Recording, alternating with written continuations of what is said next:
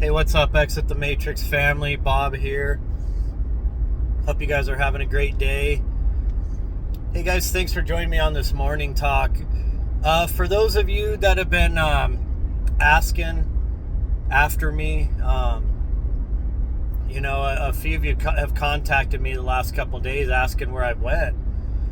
Contacted me on Facebook. Because it's been 9 days since I had a YouTube video drop, and well, the reason being, folks, is because for some reason I can't get videos to upload to YouTube. For 2 days it'll say it's uploading, it'll keep re-uploading, failed, re-uploading, failed, and they'll just say like, oh, we're sorry, we can't upload this video. And that's been going on for like a week. Over a week. I have like 3 videos backed up right now, and I'm realizing that, see, I'm not breaking any community standards. I'm at least that I'm aware of. However, one of my followers, a good friend of mine, somebody I actually chat with occasionally, he mentioned that that it's probably the content that the AI is picking up on. It's not that there's any keywords or anything I'm saying, it's just the content itself. And I think that's probably correct. I was doing some videos on censorship and stuff, which is quite ironic, isn't it? So one of them I ended up dropping on Rumble. I finally got Rumble to upload. So I have this 30-minute video going pretty hard after the censorship stuff. And I've tried 3 times to upload it to YouTube. It won't upload. So I realize now it's just they're blocking it, And so I tried to upload it to Rumble yesterday, and twice it failed on Rumble too. So unless there's some weird glitch that happened when I was recording the video, even Rumble, I can't get it to upload, because I was like, well, it's going to be kind of odd because it wasn't meant to be a Rumble video, but like in the video I talk about it being for YouTube, but I figured I need to get it up regardless.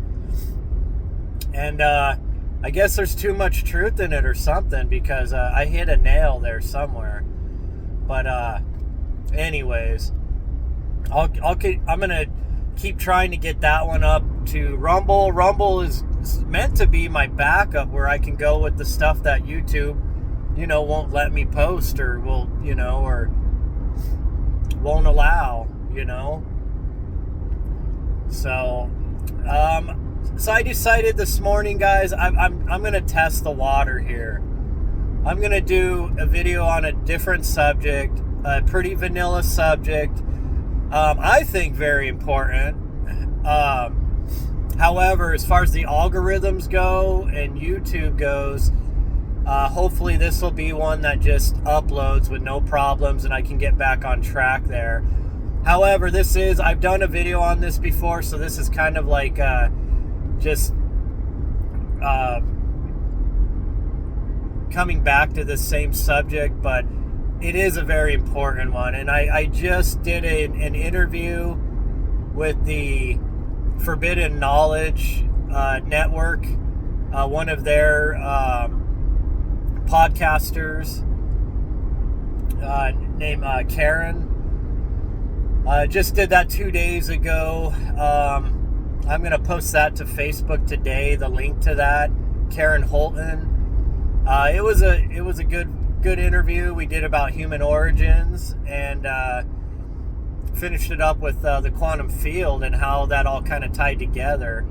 So I think what I want to do here is, because in that video I was talking about the tree of life, and of course the tree of life is found in the Garden of Eden story in the Bible in Genesis, and it's also found in multiple cuneiform tablet stories.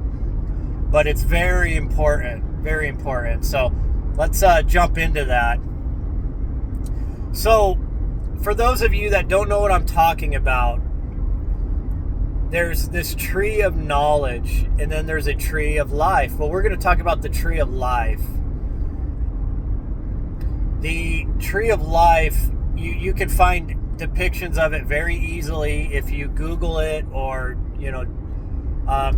look it up on DuckDuckGo or Binge.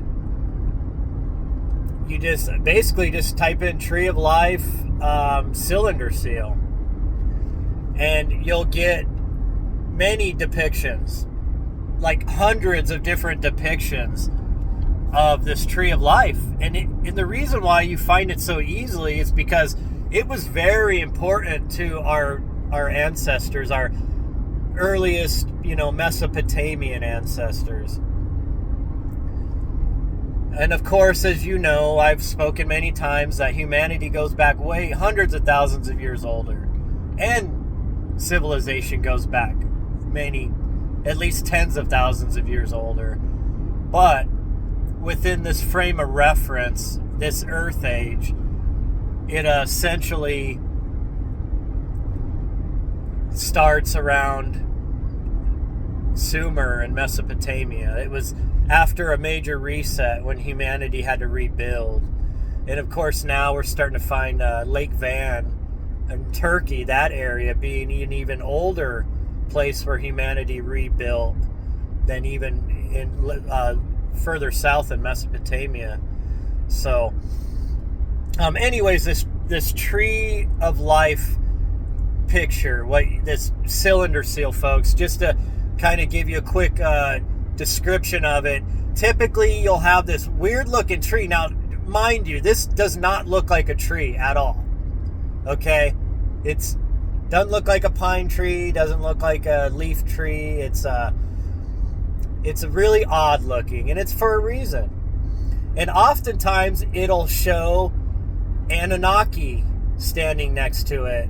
The actual Anunnaki portrayed with wings on their backs. And oftentimes they have a pine cone in their hand, or an iron rod, or some kind of device that they're sticking into the petals of this tree of life. And sometimes it's humans doing it, humanoids doing it without wings. Sometimes it's ones with wings. And sometimes it's the Apkallu. The Apkallu were these bird-headed sages that are spoken about in the Zoroastrian faith also, and in the cuneiform that spans thousands of years of cuneiform. They're mentioned. Now, they were not demons like Christians try to say. It was symbolic, just like Thoth in Egypt with the ibis head. He did not have an ibis head. It was a head. It was not a helmet, but it was like a headpiece. But it was symbolic.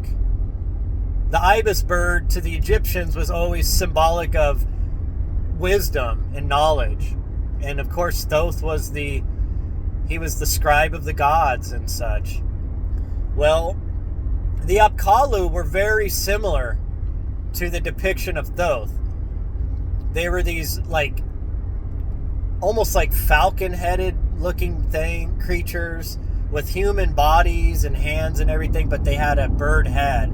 Well, I think essentially it was the same thing, that these sages wore these headpieces.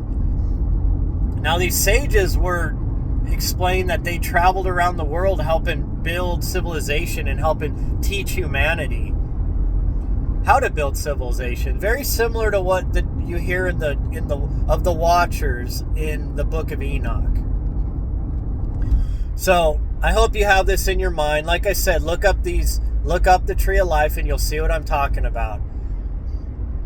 Now, the Tree of Life itself, I mentioned, it is very odd looking, okay? It does not look like a tree you've ever seen. If you look at the branches closely, you will see that the branches of this tree are in the double helix DNA design.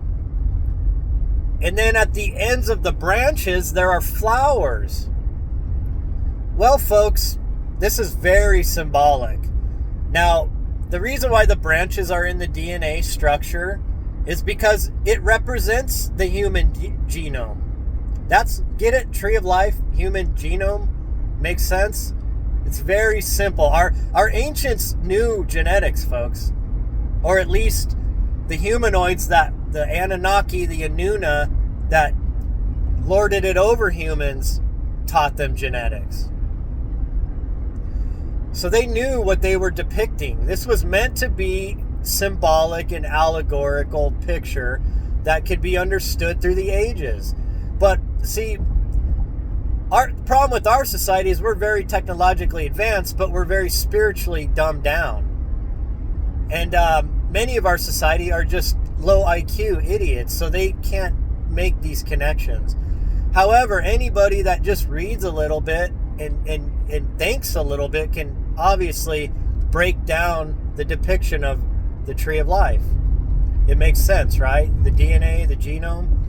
Now the flowers make sense too. You'd say, well, why the hell are there flowers on the ends of the DNA? Well, there's twofold to this.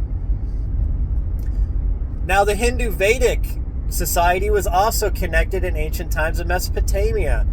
And as you know, they portray the chakras as flowers in the body. So now there's part of this ties in with the chakra system. However, it is even more obvious than that. That's if you're taking the deeper meaning of the flowers. The surface meaning is that it represents the female vulva, the female, reproductive organ. All throughout time, it's always been described as a flower, the flower of life. Do you get it? We're not trying to be rude or crude here. I'm trying to, just keep this academic here. So these flowers are on the ends of the genome. Well, it makes sense, right? The female, that's the portal you come from, unless you come through C-section into this realm when you're birthed, is through the tree of life. It's through the portal, the female portal. And nothing against a C-section birth. I was a C-section baby. Our modern technology allows that. It doesn't change the fact that the woman is the portal that you incept into this realm through, still, regardless. So that's why the female organ is on the tree of life. Does it make sense? It's simple. Now, what's interesting about this, remember I mentioned that the Anunnaki, the winged beings, that they're shown sticking it's like a metal rod with a round end on the, there's like a round ball on the end of this rod, and they're sticking it in these flowers on the tree in some depictions.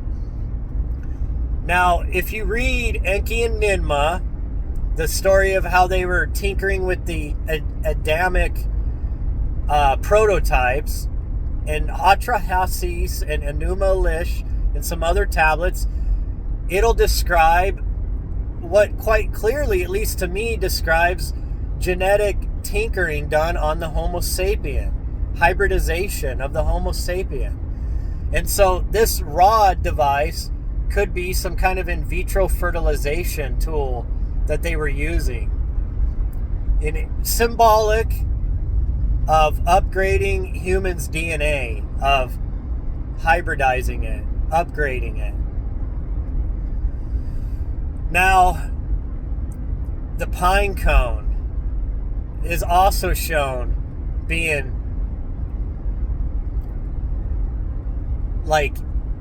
inserted into this tree of life. Now, this one is very important, folks. So the rod is the physical genetic manipulation of this genome tree. But the pine cone is where life really begins. This is the deep, deep meaning of this, folks. This is why they don't teach you this stuff in school, because it destroys their Darwin bullshit theory, folks, that it's like a cult-like belief system. Outdated, but they're still sticking with it. But even in the ancient Sumerian cylinder seals and Akkadian and such, they understood what the spirit and the human form, how they were merged. They understood this, that we are not just physical beings. But yet our modern scientists still rebel against this simple understanding that's been known for tens of thousands of years. So this pine cone represents the pineal gland, folks. The pine cone is in the same shape as the pineal gland. That's why it's used. And because, the pine cone is also a life-creating thing in itself. It's a seed, right? Think of that seed. See, once again. Now they're sticking this pine cone into it.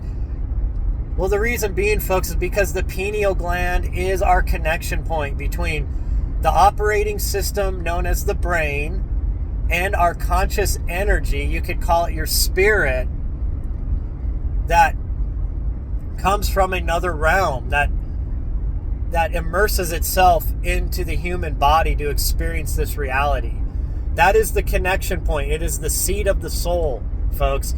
If you ever wonder why they drown us in fluoride, it's to destroy the pineal gland. Mercury, aluminum, and fluoride are the three of the worst things that attack the pineal gland. And the pineal gland also regulates chemicals in the body. So it has many uses, but most importantly, it is our connection point to back home to source, to our divinity, to our spirit, to our higher self. See, they'll tell you that consciousness comes from the brain, and that is bullshit. There are other scientists, thank God, that are proving with scientific studies that consciousness can leave the body, which means it can leave the brain. No matter how these physical scientists, these ones that base everything on physicality, that absolutely cannot see anything past what their senses can't measure or see or observe, they can't understand this. But it's simple. Our ancestors knew it, folks. But this is what's important about this. The Anunnaki were showing that they had to incept a spirit into the human avatar, into this avatar that they were hybridizing. See what they did, folks, was they took an older hominid that was already walking the earth. And we know that there were different species of hominids, Homo erectus, Cro-Magnon, Neanderthal, that were walking the earth in the ancient past. Some of them overlapped. Darwin theory is BS, folks. The earth was an experimental place. It was the Garden of Eden. It was this, think about it, they were experimenting with different humanoids. They were probably trying to figure out how to create these avatars. Because, see, they understood that there's this whole race of conscious energy beings that come from a higher dimension. And they understood that they could create these avatars and allow that conscious energy to come to this realm. Use them like spacesuits, like a space shuttle in a way. Your vessel, right? The human vessel. Get what I'm saying? So this is very important, folks. They were showing that they had to incept spirits into the human avatar. They were tinkering with the DNA. They were upgrading it, hybridizing it, of whatever Homo erectus they decided to work with that was already on the earth. And many times in the cuneiform, they say that they mixed their blood with us, that they gave us their essence, that we were an upgrade. However, we were created to be workers for them. And this is plainly described in the Atrahasis and the Enuma Elish. And then, folks, our ancients tried to explain this journey that we take from a higher dimension into this lower third dimensional dimension. And you'll find that described in allegorical form in Inanna's descent into the underworld. You have got to read that also. And there are interesting echoes of Yeshua's resurrection after death off the cross. You'll find that in Inanna's descent, believe it or not. In fact, it's kind of interesting that her husband, Dumuzi, was the good shepherd. He was called the god of sheepfolds, of shepherding, of animal husbandry. And they called him the good shepherd, just like Yeshua is called by the religion, by Christianity, right? And she was hung on a wooden cross in the underworld for 3 days before her body was retrieved with the help of her uncle Enki, Ea, known as the serpent in the Garden of Eden. You've got to read that, folks. We don't have time to break that down. I'm almost here to work. But I'm telling you, these tablets are all telling us this story, folks. Just like the Bible, it's written in allegory and symbolism. If you see, anybody can understand the symbolism, folks. You just have to research. You have to actually take the time to read these things and study them. And you'll start to see the picture unfold before you. See, they were trying to help us, folks. They were trying to explain to us what we really are. And they were trying to retain that information so that thousands of years later, humanity could decipher this stuff. And I'm just a layman, folks. I'm not a PhD. I didn't go to MIT. I'm not a, archaeologist or a linguist or, folks, with the internet now, these tablets are being translated for us. Okay? They're working. They have hundreds of thousands of them that haven't even been translated yet. But you can figure this out yourself. It's not hard, folks. I want you to go look at this Tree of Life and see what I'm talking about. And just remember how I explained the breakdown. Simple. Very simple, because it doesn't have to be complicated, folks. See, a lot of people try to make all this really complicated. It's simple. The Tree of Life is the human genome structure, and they're showing that they're doing hybridizations or upgrades or genetic work on this genome. And then they're showing that they're incepting spirits into this genome or this human avatar. See, it's the Tree of Life is representative of the human body, okay? If you really want to simplify it even more. And these stories, they all tell the same thing. In Inanna's descent, the reason why it matters so much is because it's allegory of her coming from a high dimension as a goddess with all the powers of the realm she comes from. Like us, folks. You're going to say that, some of you are going to say that I'm blaspheming here. But we are gods, folks. We are the children of God, okay? All of us. All of us. We come from a high dimension.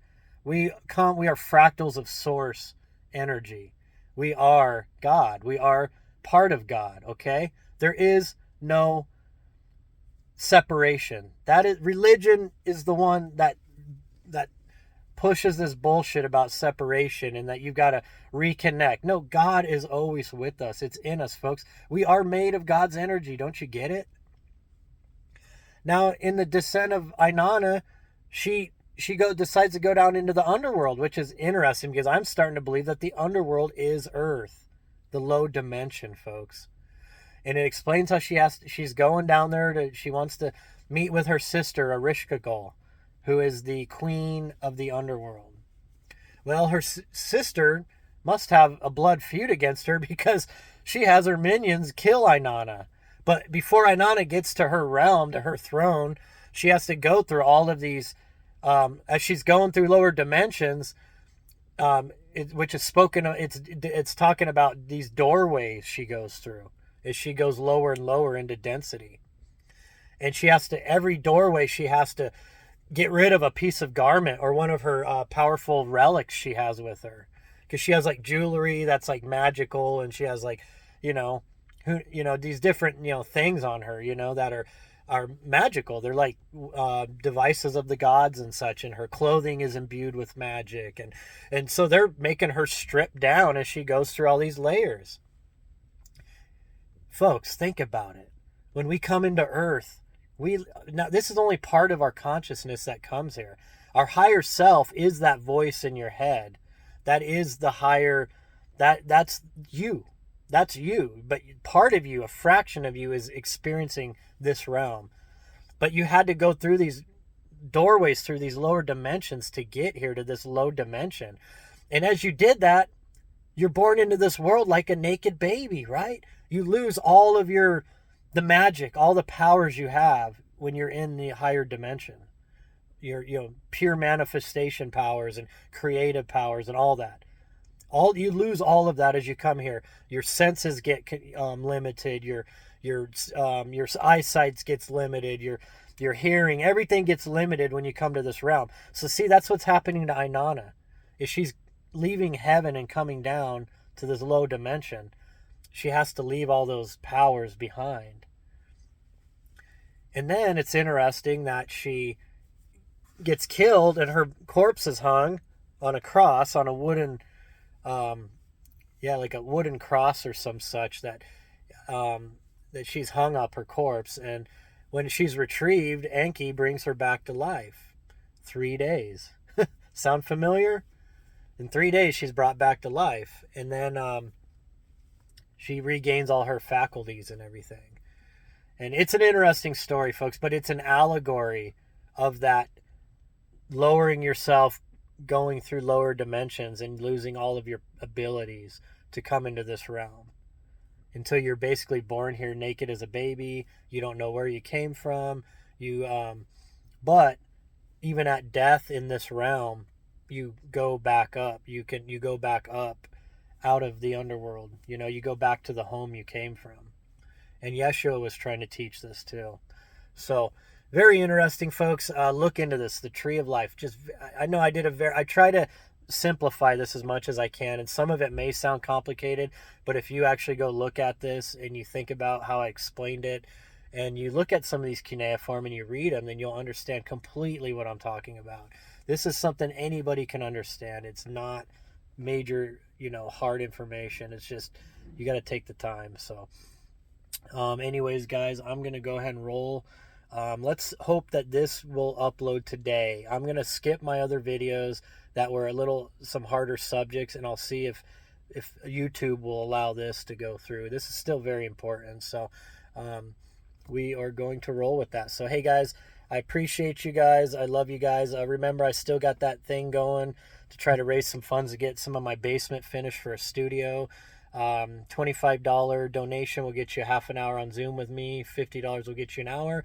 And I've had conversations with people. We've gone 2-3 hours. Okay. So people are loving it. Sometimes finding somebody like me and you to conversate back and forth to is hard in this life. You can't talk to your coworkers, to your family even many times about these subjects, because they don't care. They care about the Kardashians. They care about football and NASCAR and politics and shit. They don't care about some dusty old cylinder seals and the meaning of life and human origins. They don't care about stuff like that. Most people, they're low IQ. And I don't mean that to be mean. I'm just saying it's how they've been programmed, okay? So, but yeah, any of you that want to do that, reach out to me. It's starting to get harder. I'm starting to get booked up quite a bit. And there will come a time, folks, where we have so many followers here, I may not be able to do that anymore. But while I'm still small, I'd love to keep connecting with you guys. So anyways, guys, I appreciate you guys. I love you, and I'll talk to you later.